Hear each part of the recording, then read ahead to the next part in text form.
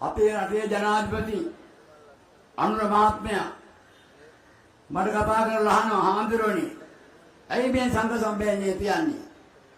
ඕන දෙයක් පිරවනම් මාත් කතා කරගන්න පුළුවන් නේද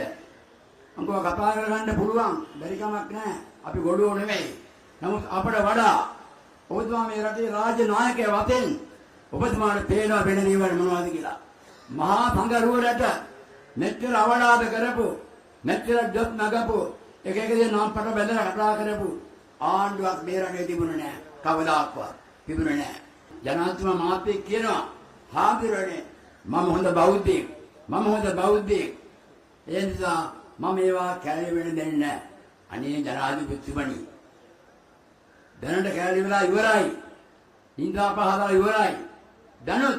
ඔබතුමාගේ විධායක බලය පාවිච්චි කරලා අපේ සංඝ සමුද අවදි කියලා නෙමෙයි විධායක බලය පාවිච්චි කරලා ඔබතුමාට පුළුවන් මේ අපේ බණි නෙවුන් නතර කරවන්න බණි නතර කරන්න ඔබතුමාගේ